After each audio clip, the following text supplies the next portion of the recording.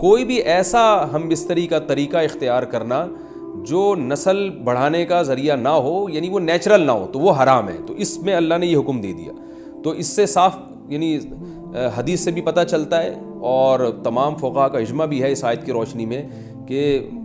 مسئلہ تھوڑا حیا کے خلاف ہے، لیکن میرا خیال ہے بتانا ضروری ہے کہ پچھلے راستے سے عورت سے ہم بستری کرنا بالکل حرام ہے، ناجائز ہے، اور نبی صلی اللہ علیہ وسلم کی اس پہ بہت شدید لعنت ہے، بہت شدید وعید ہے۔ تو یہ بالکل اللیگل ہے اسلام میں کہ عورت کے پچھلے راستے سے اس سے ہم بستری کی جائے۔ جو لوگ لڑکوں سے بدفعلی کے عادی ہوتے ہیں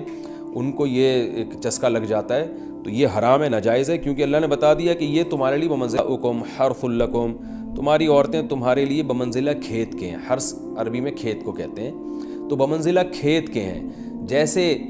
بیج ڈالا جاتا ہے کھیت میں اور اس سے پیداوار بڑھتی ہے، تو عورت کی جو ایک حیثیت ہے، نیچر نے جو اس کی ایک حیثیت متعین کی ہے، وہ بھی ایک نسل بڑھانے کا ذریعہ ہے، جس میں مرد کا جو اسپم ہے وہ بطور بیج کے ہے، اور جو اولاد ہے وہ ایک پیداوار کی طرح ہے۔ تو اللہ نے یہ یاد رکھیں، اس آیت کو بہت سارے غیر مسلموں نے عورت کے خلاف بہت نیگیٹیوٹی پھیلائی ہے کہ دیکھو اسلام عورت کی توہین کرتا ہے، اس کو کھیتی سے تعبیر کرتا ہے۔ تو کچھ لفظ کسی اور زبان میں جب وہ جاتے ہیں تو وہ توہین کا معنی دیتے ہیں۔ عربی میں جو حرث کا معنی ہے یہ تعظیم کے لیے ہے، توہین کے لیے نہیں ہے۔ اردو میں جو کھیتی کا معنی ہے وہ توہین کے لیے استعمال ہوتا ہے۔ کھیتی یعنی جو پاؤں میں روندی ڈالنے والی، اور زمین جو ہے پاؤں میں گویا روندی،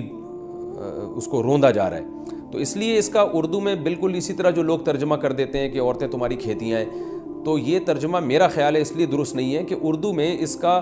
مفہوم ہی چینج ہو جاتا ہے۔ یعنی گویا ایک عزت کے لیے جو لفظ اللہ نے استعمال کیا وہ ذلت کا ذریعہ بن جاتا ہے۔ تو اس لیے کسی بھی زبان میں جب ہم کسی بھی لفظ کا ترجمہ کرتے ہیں تو اس زبان کے ہمیں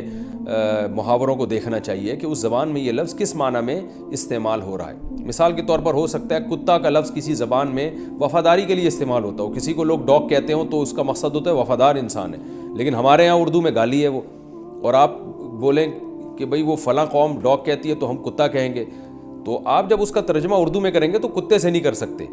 تو اسی طرح یہ عربی کا جو لفظ ہے اس میں بھی یہ چیز یعنی ملحوظ رہنی چاہیے۔ تو اس لیے اس کا ترجمہ کیا جائے گا تمہاری عورتیں تمہارے لیے پیداوار بڑھانے کا ذریعہ ہیں، نسل بڑھانے کا ذریعہ ہیں۔ فاتو حرثکم، تم اپنے اس نسل بڑھانے کے ذریعے کے پاس آؤ، انا شئتم، جیسے چاہو، وقدموا لانفسکم، اور اپنے نفسوں کے لیے آگے بھیجو، یعنی اولاد کی نیت سے آیا کرو زوجہ کے پاس، اور آخرت کے لیے انتظام کرو، یعنی اولاد پیدا کر کے جو تاکہ دنیا اور آخرت میں تمہارے لیے، فیوچر میں تمہارے لیے کام آئے، دنیا بھی داخل ہے آخرت بھی داخل ہے۔ تو اس آیت کا بھی ایک شان نزول ہے کہ صحابہ کرام تو چونکہ جو خواتین تھیں مکہ میں صدیوں سے وہ لوگ آباد تھے، ان کے سفر خاص طور پہ عورتوں کے سفر بہت ہی کم ہوا کرتے تھے۔ تو جب ہجرت ہوئی ہے اور جو ہے ہجرت کر کے بہت ساری صحابیات مدینہ آئی ہیں، تو مدینہ میں ان کے نکاح دوسری قوموں میں ہوئے، پھر انصار صحابہ سے بھی ہوئے۔ تو چونکہ تقویٰ تھا ان خواتین میں، للہیت تھی، تو بعض جگہ ایسے واقعات ہوئے کہ میاں بیوی کے جو آپس کا ریلیشن ہوتا ہے، ظاہر ہے وہ ہر قوم میں اور ہر جو ہے شخص کا مزاج دوسرے سے مختلف ہوتا ہے، تو بعض